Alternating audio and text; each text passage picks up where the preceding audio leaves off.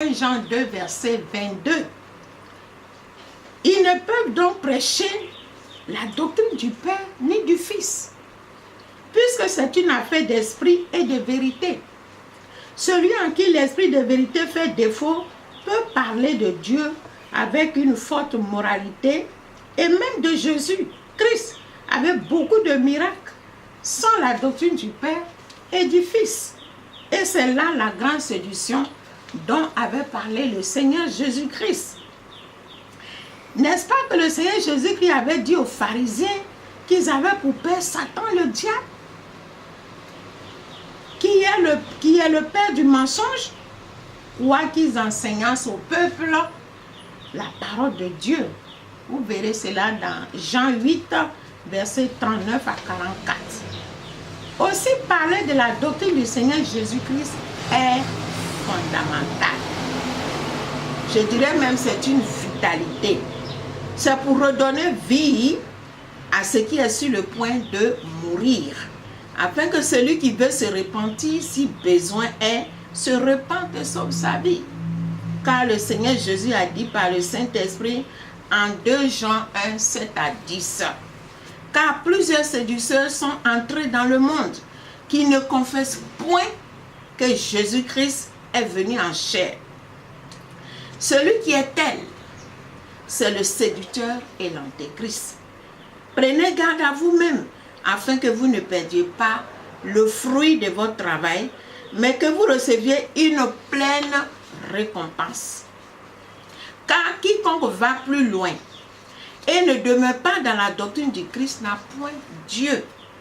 Celui qui demeure dans cette doctrine a le Père et le Fils. Si quelqu'un vient à vous et n'apporte pas cette doctrine, ne le recevez pas dans votre maison et ne lui dites pas salut, car celui qui lui dit salut participe à ses mauvaises œuvres. Voilà situé, chers téléspectateurs, frères et sœurs, dans le monde, la problématique de ce thème, la doctrine du Seigneur Jésus-Christ. Alléluia. Nous voulons donc procéder à la lecture de Jean 7, 14, 18 pour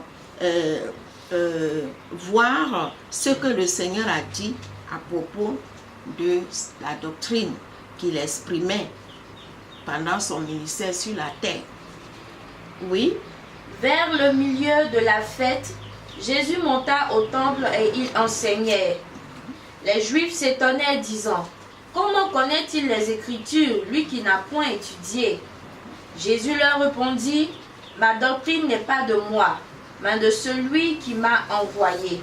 Si quelqu'un veut faire sa volonté, il connaîtra si ma doctrine est de Dieu ou si je parle de mon chef.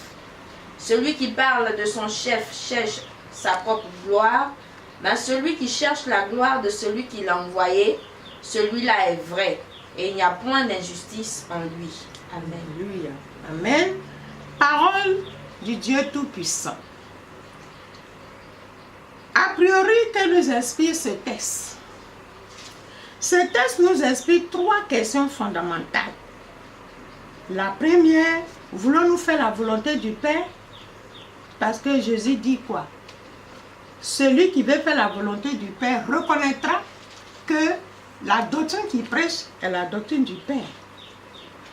La deuxième question, l'Église du XXe siècle cherche-t-elle la gloire de celui qu'il dit servir?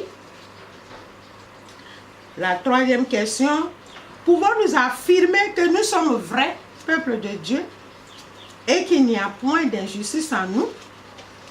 Avant de répondre à ces 3 interrogations, retenons une chose. Le Seigneur Jésus a dit en Matthieu 7, verset 21, « Ceux qui me disent Seigneur, Seigneur, n'entreront pas tous dans le royaume des cieux, mais celui-là seul qui fait la volonté de mon Père qui est dans les cieux. » Nous voyons là révéler la condition immuable, incontestable, voire incontournable, que doit remplir quiconque veut entrer dans le royaume de Dieu. C'est en cela que le Seigneur Jésus, qui est notre référence, notre modèle par excellence, s'est appliqué à accomplir toutes les volontés du Père. Au jardin de Gethsémani, en Matthieu 26, verset 39, il a proclamé haut et fort, face à l'épreuve de la croix, Père, non pas ma volonté, mais ta volonté. Église du XXe siècle, sommes-nous prêts? Sommes-nous prêtes à faire la volonté du Père? En Hébreux 10, verset 4 à 7, il est écrit: car il est impossible que le sang des taureaux et des boucs ôte les péchés. C'est pourquoi Christ entrant dans le monde dit: tu n'as pas voulu ni sacrifice ni offrande, mais tu m'as formé un corps. Tu n'as agréé ni holocauste ni sacrifice pour le péché. Alors je dis: voici je viens, dans le rouleau du livre où il est question de moi pour faire Dieu ta volonté. Alléluia. Nous voyons clairement établi ici que faire la volonté du Dieu Elohim est le sceau même de notre appartenance à lui. Nous comprenons également là que le Seigneur Jésus-Christ justifie sa doctrine par le sceau de l'obéissance. Donc quand Jésus dit ma doctrine est la doctrine du Père, il confirme qu'il est venu pour obéir à Dieu. Nous, Église du 21e siècle, sommes-nous prêtes à obéir à toutes les volontés de Dieu? Le Père lui-même est celui qui honore ses engagements et qui accomplit fidèlement sa parole. Ainsi, celui qui prêche la doctrine du Père ne peut être qu'identique qu'à lui. C'est en cela que le Seigneur Jésus a dit en Jean 10, verset 30, « Le Père et moi, nous sommes un. » Alléluia. Gloire à Dieu. Nous voulons donc nous arrêter là pour ce qui concerne la première section. Nous avons posé la problématique du thème et nous avons situé dans quel esprit le Seigneur indique que sa doctrine est la doctrine du Père. Alléluia.